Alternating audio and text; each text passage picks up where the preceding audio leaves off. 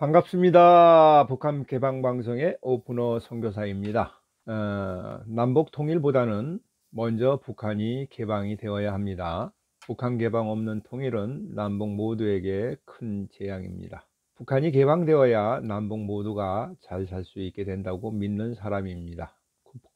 북한이 개방되는 것을 하루속히 보고 싶습니다. 남한의 종북주의자나 주체 사상파는 북한이 같은 이념을 가진 국가로 착각하는 것 같습니다. 또 북한과 평화조약을 맺고 미군이 철수하면 북한과 함께 사회주의 국가로 통일할 것 같은 착각에 빠져 있습니다. 그러나 남북한이 사회주의 통일을 하는 것을 가장 싫어하는 나라는 중국이며 러시아인 줄도 모르고 있습니다. 사회주의 국가로 한반도가 통일하여 힘이 커지게 되면 중국이 감당하지 못하는 나라가 되기 때문입니다. 중국이나 러시아는 남북한이 영구히 분단되는 것을 바라고 있습니다. 러시아 국민 중에서도 항구로 통역하는 사람들까지 이런 생각을 하는 것을 저는 보았습니다. 중국이나 러시아에게 통일에 대한 협력을 부탁할 것이 아니라 북한의 개방을 위한 정책에 동참할 것을 요구하는 것이 쉬운 일이 될 것입니다.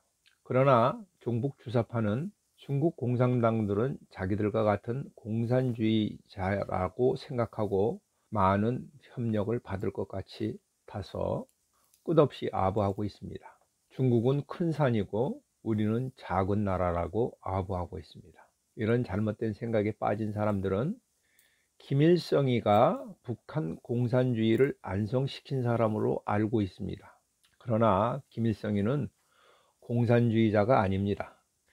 김일성이나 김정일은 1인 독재 세습 국가로 북한을 지배하기 위하여 공산당을 이용한 자라는 것을 말씀드리고 싶습니다. 김일성이도 처음에는 막스 레닌주의나 스탈린주의를 주장하였습니다. 그러다가 1953년에 스탈린이 죽고 나자 후르쇼프가 스탈린의 격화운동을 벌이자 기존 공산주의 노선을 바꾸고 주체 사상을 만들었습니다. 그리고 공산주의라는 말은 그 다음에 북한 땅에서 소리 없이 없어졌습니다.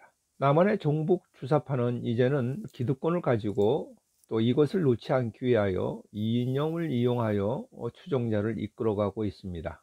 자기들은 권력을 가지고 온갖 비리를 다 저지르고 면서도 깨끗한 이념주의자로 코스프레이 하는 것은 모두 거짓이었음을 드러나고 말았습니다. 이들은 북한의 김일성이가 하던 것과 똑같은 일을 계속하고 있습니다. 김일성이가 공산주의자가 아닌 것에 대한 증거는 크게 세 가지로 말씀드릴 수 있습니다. 첫 번째는 조선에서나 중국에서 청춘을 바쳐서 공산주의 혁명을 앞장섰던 진짜 공산주의자들은 모조리 숙청을 하였다는 것입니다. 이것은 스탈린도 마찬가지입니다. 레닌이 죽자 그의 정적들을 모조리 숙청하였습니다. 그가 재임 중에 숙청한 숫자가 3천만 명입니다. 그리고 그는 스탈린식의 공산주의를 하였습니다. 그러나 그래도 그는 세습하지는 않았습니다. 김일성은 스탈린이 죽자 북한에서 본격적이고 대대적인 숙청을 소련의 눈치 보지 않고 진행하였습니다. 남한에 온 공산주의자 중에 중국에서 온 공산주의자, 소련에서 온 공산주의자들을 모두 숙청하였습니다. 그가 공산주의자였더라면 이렇게 모두 숙청하지 않았을 것입니다. 두 번째 증거는 주체사상을 통한 김일성 우상화 정책을 보면 그가 공산주의자가 아니었다라는 것이 판명이 됩니다. 공산주의의 주인은 인민들입니다. 사람을 우상화 만드는 것은 공산주의 이념과는 동떨어진 행동입니다. 공산주의는 신의 존재를 부인합니다. 북한에서 김일성은 신으로 만든 것은 어불성설입니다. 주체사상은 그럴듯한 미사옥으로 만든 가짜 철학입니다. 인간의 힘으로 모든 것을 할 수 있다고 하는 교만한 철학입니다. 그리고 그것을 안성을 위하여는 수령이 주체가 되어야 하고 그 수령을 위하여는 자손 대대로 총폭탄이 되자는 것이 수령론의 본질입니다. 북한 백성을 세뇌하여 김일성을 하나님으로 만들었습니다. 공산주의는 신을 부정하는 학문입니다. 김일성을 신으로 만든 것은 바로 공산주의를 부정하는 일입니다. 1967년 5월 25일 조선노동당 4기 전원회의에서 김일성이 발표한 5.25 교시가 있었습니다. 김일성의 유일 독재 체제가 본격적으로 출발하는 시점이자 북한사회, 특히 지식인 탄압의 중요한 분기점으로 보고 있습니다. 1970년대까지 중반까지 진행된 이 사업으로 전국의 모든 가정과 직장에서 보유하고 있는 책에 대하여 페이지 하나, 글자 하나까지 검열이 이루어졌습니다. 그 검열의 기준은 김일성 수령의 우상화와 항일 무장투쟁의 절대화, 계급투쟁 등의 이른바 반수정주의와 반부르조아 문화에 저촉되는 모든 책을 불태워 버렸습니다. 이때 외국의 서적은 물론 음악이나 미술의 과학에 관련된 부분에 있는 모든 책들을 모두 다 불태워 버렸습니다. 외국 음악은 소련의 노래까지도 금지하였습니다. 서양화는 찢겨졌고 서양화 화가들은 지방으로 자천이 되었습니다. 조선노동당의 분소갱유의 사건입니다. 이때 공산주의의 이념에 대한 것도 우상화에 저촉이 되는 책은 모조리 불태워 버려지게 되었습니다. 책을 태우는 것은 언젠가 사람을 태우는 짓을 할 것이라고 한 것이 기억납니다. 이들은 공산주의 이념까지 불에 태워버렸습니다. 세 번째, 김일성이가 공산주의자가 아니라는 증거는 3대 세습하는 국가라는 것입니다. 세상의 어떤 독재 공산 국가에서도 왕조 국가처럼 3대를 세습하는 국가는 없습니다. 이것은 공산주의 혁명 전에 왕조 국가로 돌아가는 것이 아니고 무엇입니까? 북한이 개방되지 않으면 김정은이 아들에서 아들까지 세습될 것입니다. 이것이 어떻게 사회주의 국가입니까? 대가리 깨진 사람들은 말을 하여 보십시오. 북한은 공산주의 국가가 아니라서 반공이나 멸공이라는 구호는 어울리지 않습니다.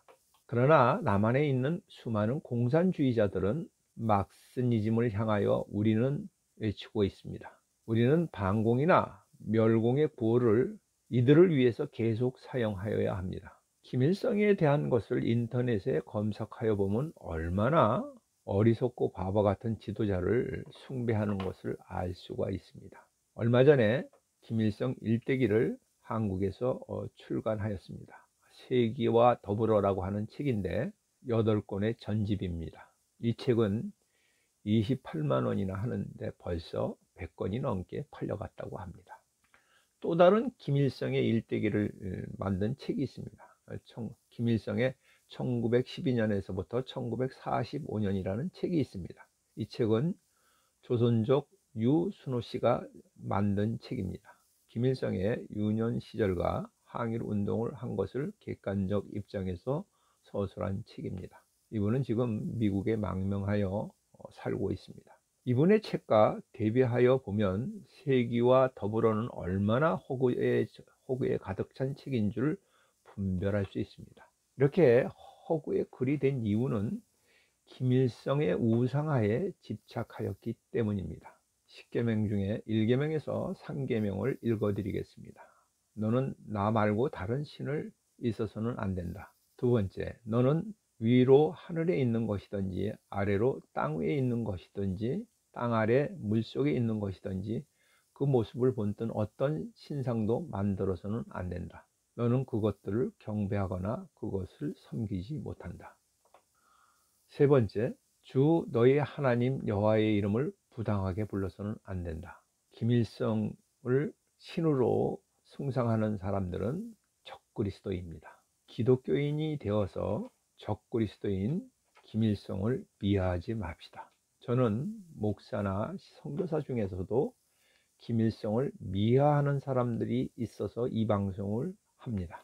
이분들은 회개하고 하나님 품으로 돌아오기를 기도합니다. 탈북하신 분들도 김일성의 우상화를 무너뜨려야만이 하나님을 바로 믿을 수 있습니다. 탈북하신 분 중에서 세뇌를 받은 후유증이 있어서 그런지 김일성의 공과 사를 이야기하는 분들도 있습니다. 아닙니다. 김일성은 민족을 전쟁으로 몰아놓은 전쟁 범죄자입니다. 우리 한민족의 철전지 원수이고 적그리스도입니다.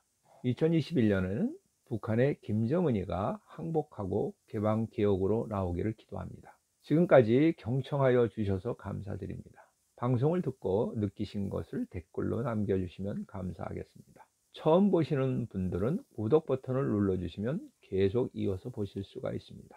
방송 하부에 북한 개방 방송 마크를 클릭하시면 지나간 방송을 모두 보실 수 있습니다. 저는 북한이 개방될 때까지 계속 유튜브 방송을 진행하도록 하겠습니다. 다음에 만날 때까지 안녕히 계십시오.